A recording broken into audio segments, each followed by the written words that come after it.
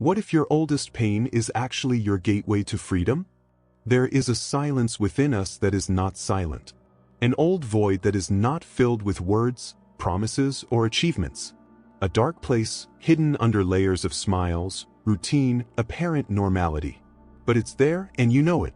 Because every gesture of affection seems strange. Because every attempt at proximity seems like a threat. Because, deep down, something you still don't trust. He is still waiting for abandonment. He still shrinks in the face of rejection. You don't remember exactly when it started, but he feels as if he has always been like this. As if the world had demanded that you be too strong, too soon. As if loving was dangerous. As if really existing was a threat. But what if I told you that this fear has a name? That this wound is not the result of chance, nor a mistake in its path? What if I told you that it started before you even understood what pain was? She started on her lap. Or in the absence of it. It began when the look that should welcome, judged. When the hug he was supposed to protect, he demanded. When the love that should be home, became a condition. You were too small to comprehend, but big enough to feel. He felt that he needed to be someone to be loved. That he needed to deserve the affection. That it was not enough just to exist. And that was the first lie the world told you. Because love is not deserved. Love is lived. But you didn't know. So it molded itself. He adapted. He silenced his wishes. He suppressed his anger. He swallowed his screams. He did everything not to bother, to be accepted, not to be left. And then it grew. With an invisible scar on his chest. With a soul accustomed to negotiating its own value. With a heart trained to doubt what should be the most natural, love. But that's not your fault. No one taught you to differentiate love from attachment, care from control, affection from demand. No one told you that you could say no without being mean. That he could make mistakes without being abandoned. That could exist without being perfect. You just reproduced what you learned. He unconsciously recreated that same wound in each new relationship. He sought in others what he did not receive. He tried to heal, outside, what was broken inside. You tried to get someone to love you in such a complete way that it healed the past. But the past cannot be fixed. He stares at himself. Carl Jung knew this. I knew that pain doesn't go away when it's ignored. It just changes its face, its name, its scenery. And it reappears. Whenever someone gets too close. Whenever you need to show yourself vulnerable. Whenever, unintentionally, he hears his own voice repeating words he swore never to say. Words that are not yours. They are hers. That inner figure that lives in you like a distant echo. The archetypal mother. Not the flesh and blood woman who gave birth to you, but the emotional shadow you built of her. A symbolic presence that shapes their decisions, their fears, their relationships. And the biggest trap of this wound, it's that it convinces you that the problem is you. You think you're too sensitive, too intense, too needy. One never asks, what if this intensity is just the reflection of a love that has always been conditioned? Because yes, maybe the love you received was given only when you were well-behaved, productive, helpful. Maybe no one was there when you collapsed. And in the absence of that lap, you learned to stand up on your own. But the price of this was high. Self-sufficiency became prison. Independence, shield. Silence, refuge.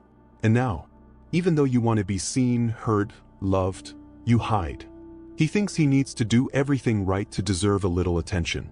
He blames himself for every failure as if it were unforgivable. He is ashamed to ask for help. And he repeats the cycle. Choose people who don't see you. That they demand from you. That they charge you. And you accept. Because it's familiar. Because deep down, you still try to fix that old story. But the past, I repeat, cannot be fixed. He transcends himself. To transcend is not to forget, nor to forgive for convenience. It is to recognize. It is looking at yourself with brutal honesty and saying, yes, that hurt me. But it doesn't define me.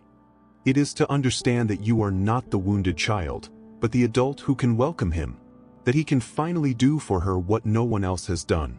Protect, support, validate. You need to become your own mother now. Speak to you tenderly. Stop abandoning yourself. To judge. To treat himself as an enemy. Because healing is not a destiny. It's a process. A path that requires courage. That requires going through pain.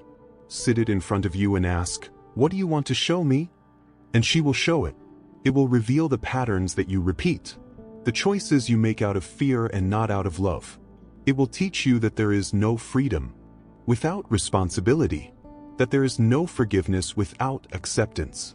That there is no love without truth. This is the turning point. You no longer need to beg for emotional crumbs. You no longer have to try to fit into molds that suffocate you. You no longer need to obey a past that doesn't match who you are today. But he needs to make a choice. The choice to stop running away from yourself. And that choice starts now. This instant you hear these words. In this moment when something in you recognizes, yes, that speaks of me. You're not alone. It never was. But the time has come to find yourself. To return to your essence. To let the mask fall. To look at the injured child and say, I'm here.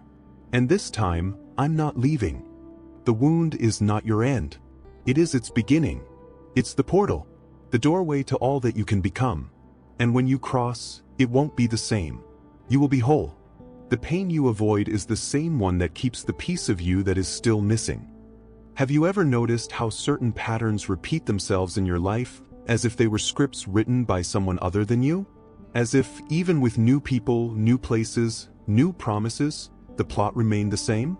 Love that suffocates, absence that hurts, looks that judge, expectations that weigh down. It is as if something invisible drives everything inside. And it really does. That something has deep roots. It comes from afar. It comes from a time when you still didn't know how to protect yourself, but you already knew what pain was. Comes from childhood, yes, but more than that, it comes from an emotional void that has never been named. And because he was not named, he became inflamed. You grew up listening to a voice inside you. A voice that said, you need to be better, you need to please, you can't make mistakes. This voice, disguised as a demand, was, in fact, an echo. The echo of the inner mother you built, not as a choice, but as a defense. It was born of absence, of hardness, of confusion. She didn't come to welcome you. She came to keep you on your toes. And you remained alert. For years. Alerting the body, which has learned to tense the muscles for no reason. Alerting the mind, which questions everything, even what is good. Alerting the heart, which does not surrender entirely because it has learned that loving hurts. But what you may not have realized yet, is that this voice is no longer necessary. You are no longer that child. You no longer depend on conditioned affection. You can build love with freedom. But, for that it is necessary to mourn. The mourning for what you deserve to have lived, and he did not live. The mourning for the childhood that was more survival than discovery. For adolescence, which was more shield than expression. For the youth that was more search than find. Yes, there is a pain in admitting it, but there is also strength. Because recognition is the first step of healing. That's when you stop looking for culprits and start taking the lead in your story. Not as an imposition, but as a reconnection. As a radical gesture of love for oneself. This love, by the way, is what was missing. But it can still be born. But now, it will not come from outside. It will not come from someone who finally sees you. It will not come from a perfect relationship, nor from a compliment, nor from an approval. It will come from a place that you may have ignored all your life. Your own gaze. Because loving yourself is not thinking you are special. It is to include yourself. It's to stop rejecting yourself every day. It's looking at yourself and saying, even with all these marks, I belong to me. You don't have to prove anything anymore. No longer need to fit into tight molds. You no longer need to reduce yourself to be loved. But he will need to learn to listen to himself again. And listening to each other is sometimes uncomfortable. Because his real voice is buried by years of censorship.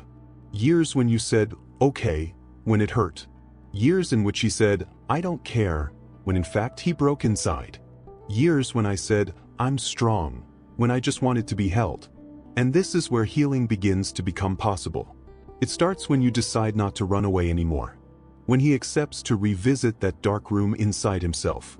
The one where he kept everything that could not be. Your anger, your neediness, your desire to scream. Yes, you have anger. And it is fair. Anger at having to be an adult too soon. For having swallowed the tears.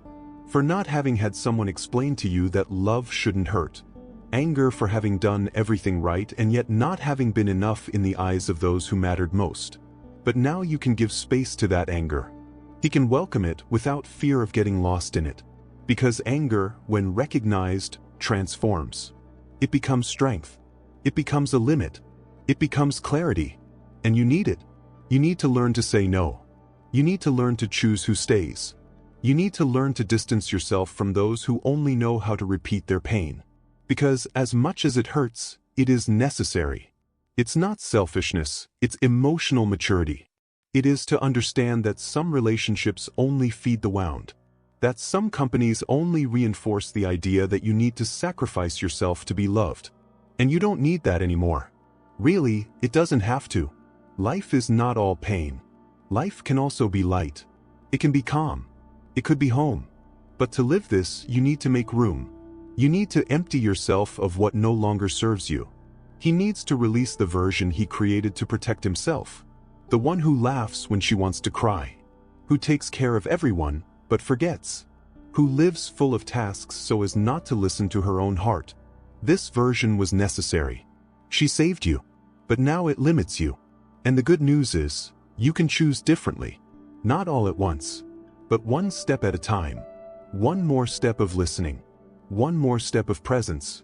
One more step of forgiveness, not for the other, but for yourself.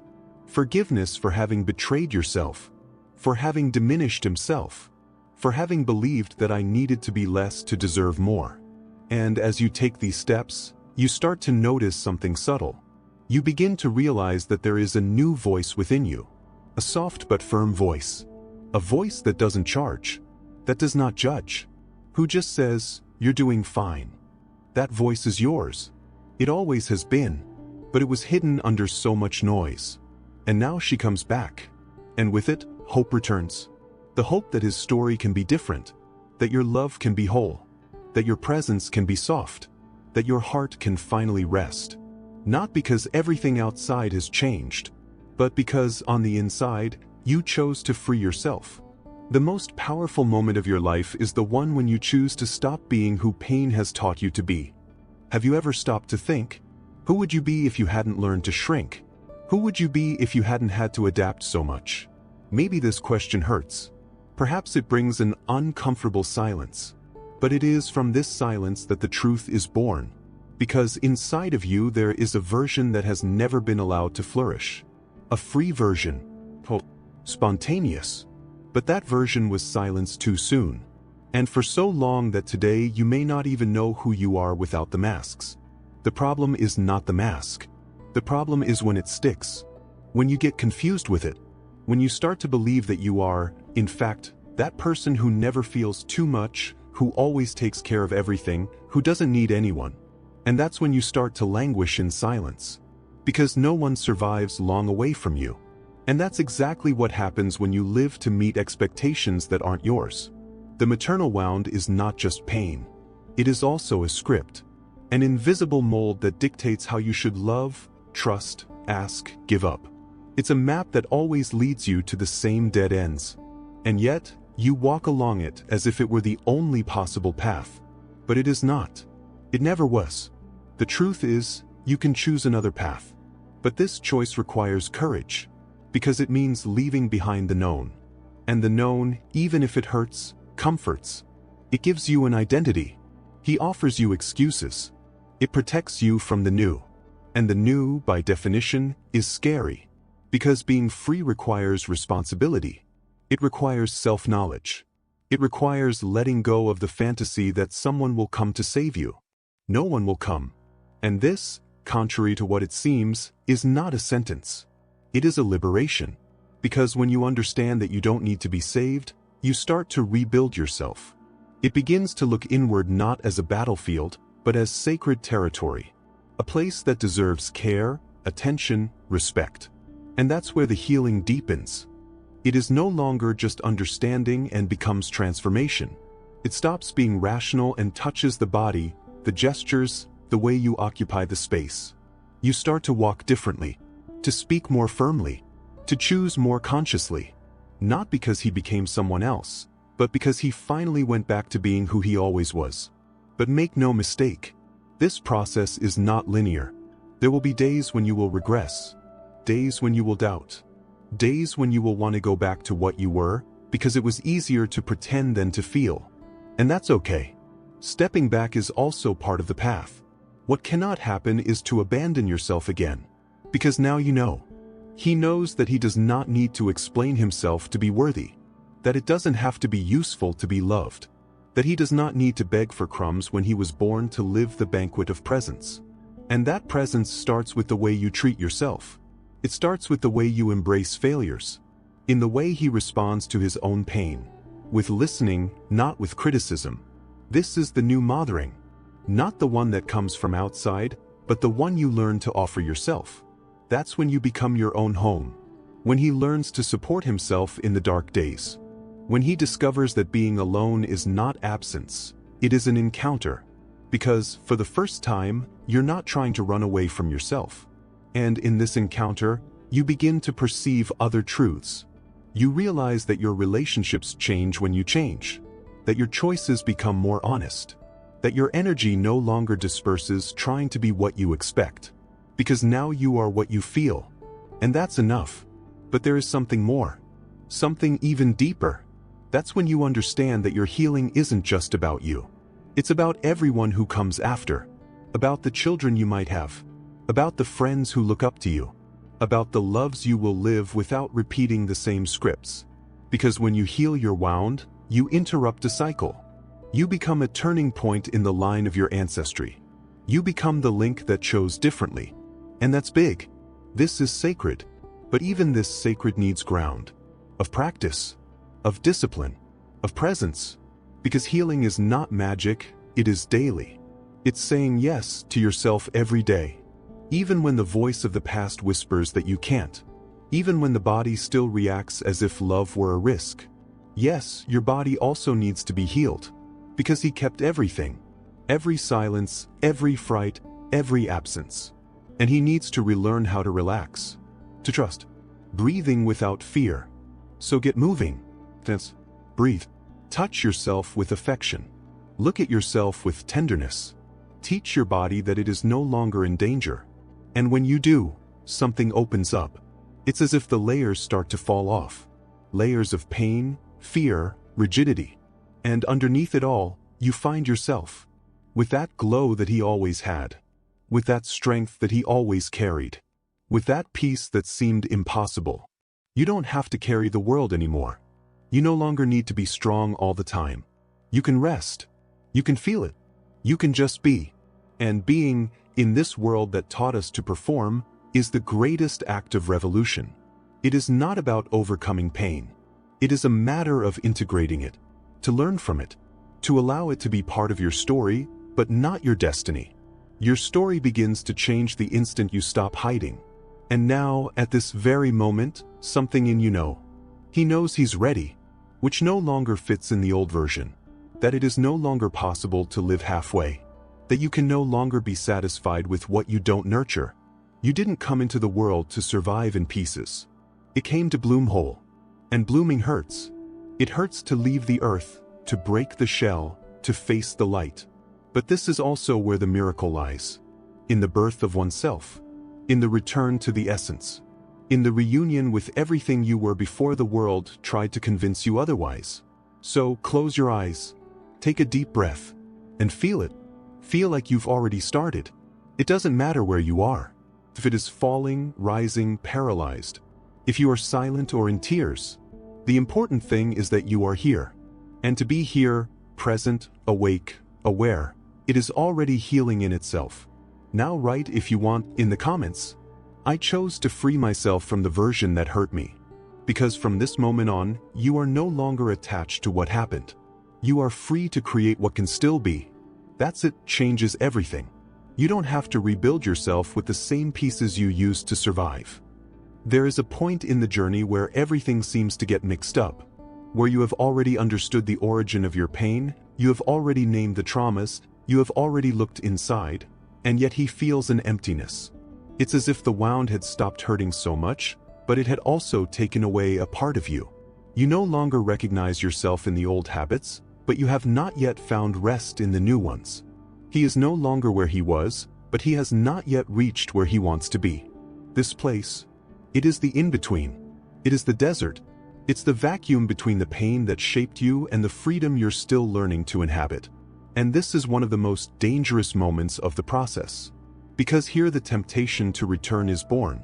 To go back to old loves, even if they hurt. Go back to old versions of yourself, even if they imprison you. Return to places you've already outgrown, but that still seduce you with the comfort of the known. But now, more than ever, you need to remember, just because it was familiar doesn't mean it was right. It is not because it was predictable that it was good. It's not because you could stand it that you deserve to go through that. You are learning to see yourself with new eyes. And these eyes no longer accept halves. They are no longer satisfied with silences that cut, nor with loves that demand that you diminish yourself. And this is where a silent pain is born. The pain of losing what you were, even if what you were hurt you. It is the mourning for the old identity. The one who knew exactly how to function in the world. The one who was strong, fast, efficient, always ready to please. The one who swallowed her tears with a smile and said, "It's okay, even in ruins." This version, although rigid, was his armor. But now it weighs. Now it limits. And you feel it every time you try to go back to what no longer fits. It's like putting on an old outfit and realizing that it no longer fits. Because you grew up. Because you've changed. Because now there is consciousness where before there was only instinct of protection. But growing has a price. And that price is the discomfort of the crossing. You ask yourself, who am I now? And as scary as this question sounds, it's also liberating. Because in it there is a choice. And it is from this choice that a new life is born. You can, from now on, create a version of yourself that doesn't come from pain, but from the truth. A version that is not reactive, but creative. A version that does not act out of fear, but out of desire. Who does not live defending himself, but expressing himself. That does not seek approval, but connection. But to do so, he needs to make peace with the unknown. You need to accept that not knowing who you are now. It's the first step to figuring out who you really want to be. It is not the end. It's a new beginning. And in this new beginning, you don't need to have all the answers. You don't need to know the destination. You just need to take a step. One step at a time. A gesture of affection. A healthy boundary. A sincere conversation. A more honest choice. And little by little, the new is formed. Like a soil that remakes itself after the storm. Like a new skin that is born after the wound. Like a heart that, even though it fears, loves again with more wisdom. But pay attention, the new will not come from effort. It will come from rest. Delivery. Give permission to be. Because you've spent your life trying. Trying to fit in, trying to please, trying to prove. Now it's time to simply exist. Yes, just exist. No titles, no masks, no perfection. Just presence. Just truth. It is in this state that healing deepens. When you stop fighting who you are. When you stop asking permission to feel. When you begin to inhabit your body with more gentleness, your mind with more silence, your soul with more listening. And something magical happens. You begin to perceive beauty where you once saw threat. He begins to allow himself to laugh again. He begins to trust himself without needing confirmation. He begins to get up not because he has to, but because he chooses to live with integrity. And then you start to love differently. He loves without losing himself. He loves without carrying the other. He loves without having to erase himself. Because now you don't love to be saved. Love to share. To grow. To expand. And perhaps, at this point, you realize something profound. The wound has brought you here. She was the call. The gate. The crack through which the light entered. And as much as it hurt, it also woke you up. It awakened the sensitivity that you denied. It awakened the courage you didn't know you had. It awakened his essence, the one that was never wounded, only dormant. And now she's waking up. You are no longer the wounded child. Neither is the hardened adult. You are the bridge between the two. It is the one who listens, welcomes, transforms. He is the one who rewrites history without having to erase what was. And by doing so, you become a guide. Not of those who teach with ready-made answers, but of those who live their own truth with such completeness that they inspire silence. Presence. Yes, now it's about peace.